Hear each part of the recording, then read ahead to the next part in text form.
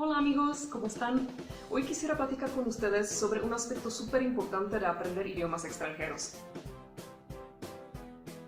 Obviamente en este caso vamos a hablar del español mexicano combinado con el checo. ¿Qué es lo que se nos olvida a veces cuando aprendemos un idioma extranjero? Se nos olvida que un idioma nunca es simplemente la suma de las palabras, de la gramática y de la pronunciación, y se nos olvida que el diccionario no nos podrá resolver cualquier duda que nosotros tengamos. Lo que necesitamos para usar eficientemente un idioma extranjero en otro país, en otra cultura, se llama la competencia comunicativa. Esto significa que tenemos que entender el idioma que estamos aprendiendo en su contexto social, en su contexto cultural. Entonces, por ejemplo, yo puedo tener un excelente conocimiento de los subjuntivos, de las oraciones complejas, de los condicionales, de los verbos irregulares, todas esas cosas horribles que nos puede preparar un idioma extranjero. Pero si yo no sé cómo relacionarme con la gente a través del lenguaje, para que no me identifiquen inmediatamente que no soy de allí, para que no se ofendan incluso, para eso necesito saber exactamente cómo es la cuestión lingüística enmarcada en su debida cultura. Y vamos a empezar con algo que podría parecer súper obvio, pero no lo es, y es el uso de tú y usted. En checo las cosas son muy fáciles. Si veo a cierta persona por primera vez en mi vida, es muy poco probable que le diga tú, al menos que sea una persona mucho menor que yo en cuanto a la edad. Es decir, si me tocó en la calle con un muchachito de 10 años y yo tengo, por ejemplo, 30 años, 50 años, pues sin ningún problema lo puedo tratar de tú. Pero, por ejemplo, si me encuentro con una persona que es parecida en cuanto a la edad, entonces ahí ya depende, y creo que al inicio todos tendemos tratarnos de usted primero, y cuando ya se genera un poquito de conocimiento mutuo y un poquito de confianza, es cuando empezamos a emplear el tú. Pero para nosotros los checos también ahí hay reglas, ¿verdad? Porque para pasar del trato de usted al trato de tú, tenemos que hacer un pequeño ritual.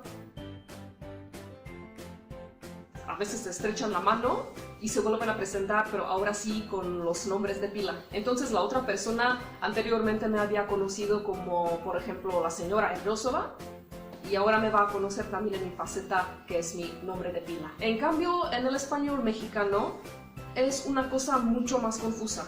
No hay un lineamiento claro acerca de quién debe tratar de tú o de usted a quién. Si usted obviamente se considera como más formal y un poquito más distanciado que el tú, que es algo que compartimos con la lengua checa, también es cierto que depende mucho de las personas para decidir si se van a tratar de tú o de usted. Entonces a mí me pasa frecuentemente que me dirijo a alguien como usted, porque así me lo dice mi propia cultura. O sea, prefiero en el primer encuentro, si la persona tiene mayor estatus o si es mayor que yo en cuanto a la edad, prefiero siempre optar primero por el usted, por cualquier cosa. Pero posiblemente mi interlocutor va a considerar que eso no es necesario, entonces desde el primer momento me va a tratar de tú, pero no en un sentido ofensivo, sino porque está generando la confianza desde el inicio, porque está mostrando cierta apertura hacia mí. Fijémonos que hay una gran diferencia respecto a la cultura lingüística checa, porque ahí, si una persona trata a su interlocutor de tú, y si hay diferencia de edad,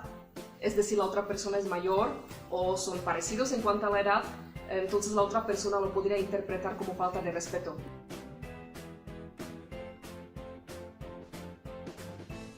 Luego en México hay unas maneras muy graciosas de cómo se llama la gente que serían muy difíciles de traducir al checo, como por ejemplo la palabra güero.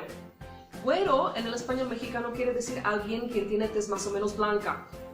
Yo soy güera para los mexicanos porque desde Europa traigo piel bastante clara.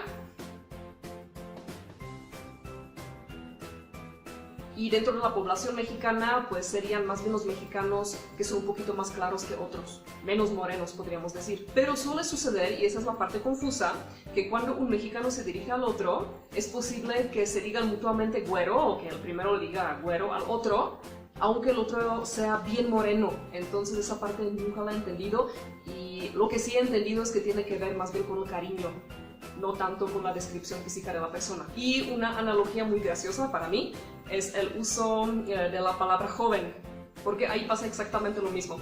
No tengo que definirles que es una persona joven, ¿verdad? Bueno, cada uno puede sentirse joven a una edad distinta, pero creo que todos tenemos como cierta margen hasta donde es posible decir que una persona es joven. En México no tanto. Entonces un mexicano le puede decir joven a otro mexicano aunque su interlocutor sea bastante grande de edad. Entonces voy a un restaurante y hay un mesero. Y entonces voy a decirle, oiga joven, ¿me puede traer tal y tal cosa? Ahí no importa para nada si la persona es joven o si ya cumplió 90 años. Bueno, sería muy triste que alguien trabaje de mesero a sus 90 años.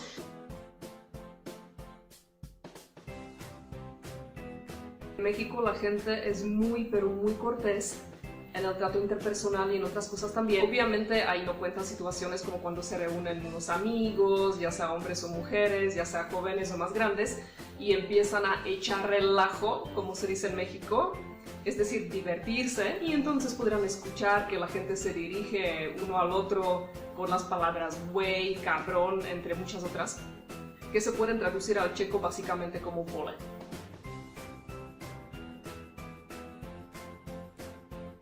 Luego hay una cosa bien interesante que les quisiera comentar, y es el hecho de que prácticamente todos los mexicanos tienen 2 nombres de pila y 2 apellidos. Y la problemática gira sobre todo en torno a los nombres de pila. Porque imagínense, siendo checos, que solamente tenemos un nombre de pila, imagínense tener 2. Digamos que yo como mujer me llamo, por ejemplo, Diana Daniela. Entonces ya soy al mismo tiempo Diana y al mismo tiempo Daniela, y hay gente que me va a llamar como Daniela o como Diana, según les plazca o según más relación encuentren con mi persona. Es posible que con ciertas personas yo me presente a mí misma como Diana y con otras personas como Daniela, pero puede ser que en mi familia, por ejemplo, a mi mamá le encanta mi otro nombre, entonces por mucho que yo me presente con el segundo nombre con mis amigos, ella me seguirá llamando por el primero. Yo a veces me pregunto si esto no genera alguna especie de esquizofrenia identitaria en los mexicanos, porque mínimo desde mi punto de vista checo es una confusión tremenda a veces. Desde que era muy pequeño, dependiendo del lugar en donde me hallaba, la escuela, mi casa, en la casa de algún familiar, me llamaban con alguno de mis 2 nombres. Esto por alguna extraña razón hacía que me comportara diferente. Si se referían a mí con el primer nombre, me comportaba audaz, confiado y un tanto rebelde, mientras que si me llamaban por el segundo me mostraba tierno y sumiso. En mi caso pienso que el nombre funciona como la herencia de un linaje, ya que mi segundo nombre ha perdurado por 3 generaciones, mientras que el primero lleva solo 2, contándome a mí. Pienso que se es esclavo del nombre, ya que no se puede fallar a lo que se ha esperado de ti al ofrecértelo. Si el nombre ha perdurado a lo largo del tiempo, quizás signifique que deberás portar los atributos de aquel que lo ha portado primero. Tener 2 nombres se traduce en alteridad y radicalidad. Si de por sí el problema de estar marcado y deber ser ya es suficiente, no encontrar identificación con ninguno de ellos, dado que hacerlo llevaría a molestarse con los otros cuando mencionen aquel al que has dejado excluido, por lo que hay resignación, y precisamente esa resignación es lo que a mi punto de vista no deja de pasar de ser adolescente, o sea, no tener ninguna identidad, no tener individualidad y no tener compromiso. ¿Y por qué no se tiene compromiso? Yo creo que precisamente porque no te haces cargo de ninguno de los 2, ya que pues no te encuentras identificado.